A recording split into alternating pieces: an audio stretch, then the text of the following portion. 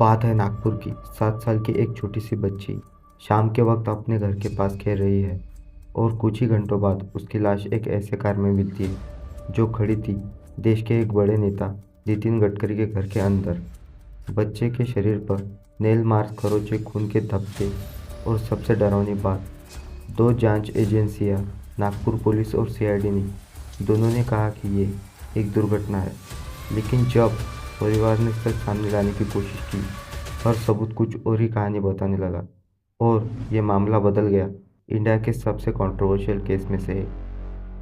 स्वागत है case book में, जहाँ हर केस सिर्फ कहानी नहीं बल्कि सच और सिस्टम के बीच की लड़ाई होती है। आज जिस केस में आप और हम उतर रहे हैं वो है 7 साल की योगिता ठाकरे की रहस्यमय मौत और एक ऐसी जांच जिसमें सवाल ज़्यादा है और जवाब कम।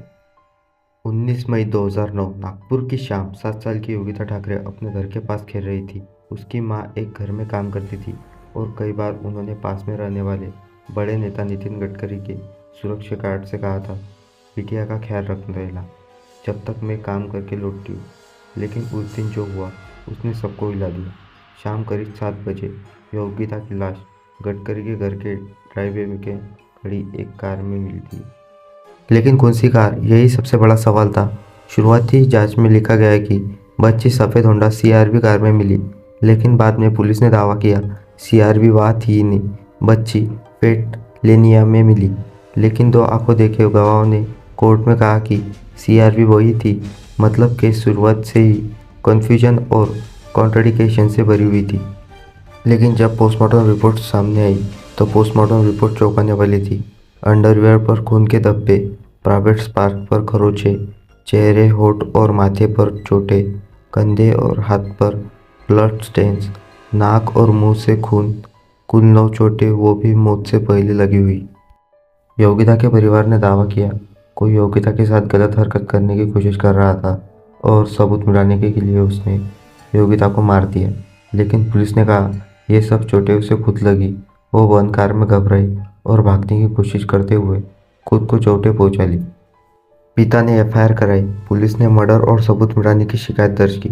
लेकिन 1 साल तक वो एक्सीडेंट केस ही बनता रहा। लेकिन 1 साल बाद सीआईडी ने केस लिया। कहा योगिता गलती से कार में बंद हो गई, दम घुटने से उसकी मौत हो गई थी। यह सुनकर परिवार हक्का बक्का रह गया।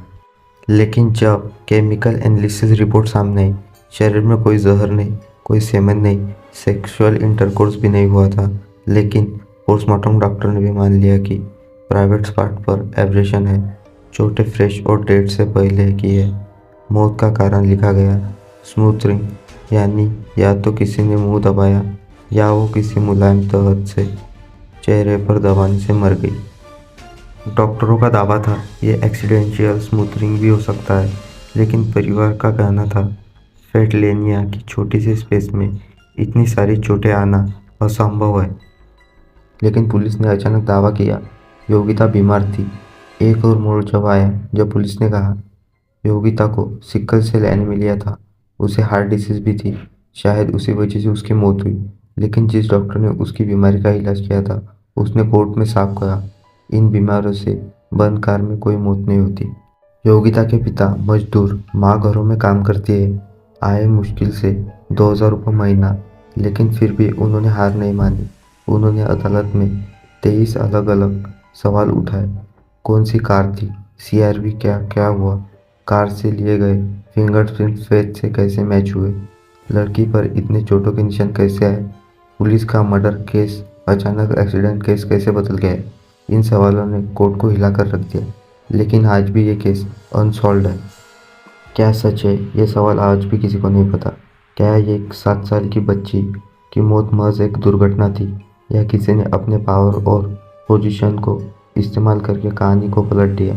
जब तक योगिता के परिवार को न्याय नहीं मिलता ये केस सिर्फ एक फाइल नहीं, एक 7 साल की बच्ची की अधूरी चीखें है जो आज भी इंसाफ मांग रही है। अगर आपको ये केस इन्फॉर्मेटिव लगा तो चैनल को सब्सक्राइब और वीडियो को लाइक ज़रूर कर देना। मिलते हैं अगले केस में, तब तक सुरक्षित रहे, सतर्क रहे और भरोसा सोच समझ कर करें। जय हिंद।